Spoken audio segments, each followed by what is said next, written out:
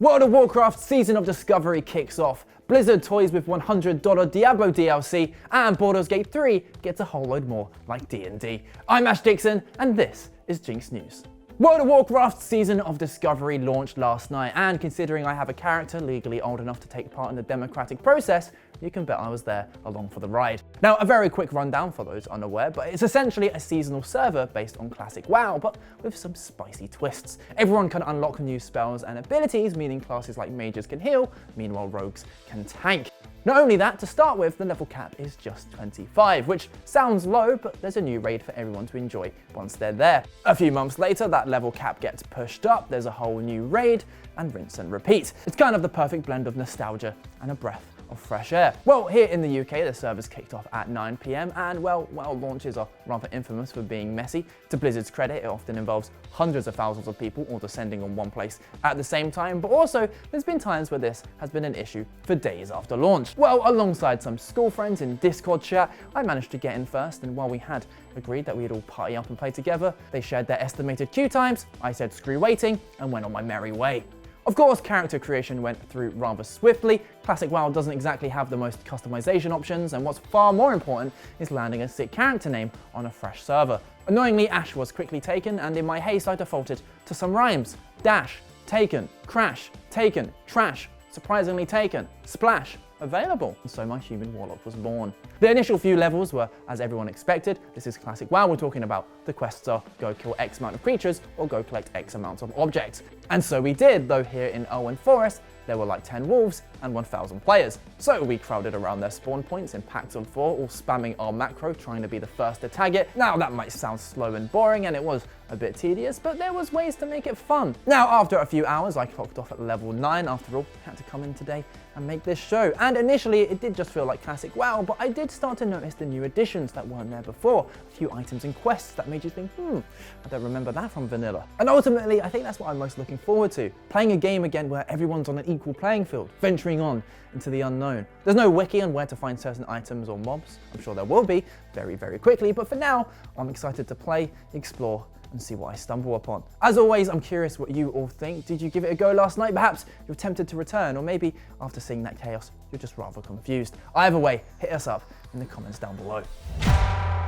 With Diablo 4 DLC Vessel of Hatred confirmed to be coming late next year, Blizzard have surprised absolutely no one by asking fans if they're okay with paying $100 for it. Yet, one of the greediest devs known to man is doing what it always does by looking to squeeze every last penny out of your cold dead hands. Don't know why you're dead? Shout out if you're watching from beyond the grave. Well, it all comes from a leaked survey where they've been asking about monetization for Diablo 4 DLC and its expansions. Apparently, they specifically asked about offering 4 different pricing options: $50, $70, $80, and $100, with the cheapest option giving you access to a unique item and the $100 one allowing you to unlock a legendary aspect, which kind of sounds pay to win. Bear in mind the game already costs $70 or $100 if you went for the Ultimate Edition, and the fact that there's already seasonal premium battle passes that cost $8 each, it really shouldn't come as a surprise that some players are more than a little off. And like, I get doing your market research, but do you really need to ask people if they will pay $100? Like, the fact that you think that should even be an option is a major red flag, especially when the cheapest option is $50. How about $30 or free? That's an option I would tick. But hey, keep prodding your players with surveys like that, and it's definitely one way to get Vessel of Hatred to live up to its name. With Grand Theft Auto 6 just around the corner, fans are understandably getting excited and downright giddy about a game that they've been waiting for over 10 years for. So it really should come as no surprise that a subreddit exists for not GTA 6, but GTA 7. In fact, it's been around since before GTA 5 was even released. For the most part, it's a place where people discuss GTA 6 rumors, leaks, you know, all that juicy stuff. But recently, people have been leaving messages for their grandchildren.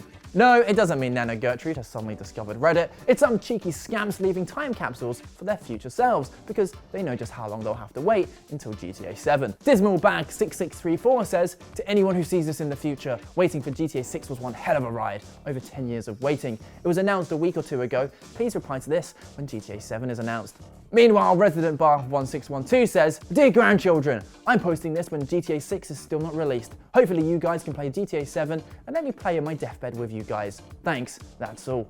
While 2B100K makes the very astute observation that Reddit may not even exist when GTA 7 comes about, which is a pretty fair point considering even some Rockstar devs don't think they'll ever work on another GTA game after 6.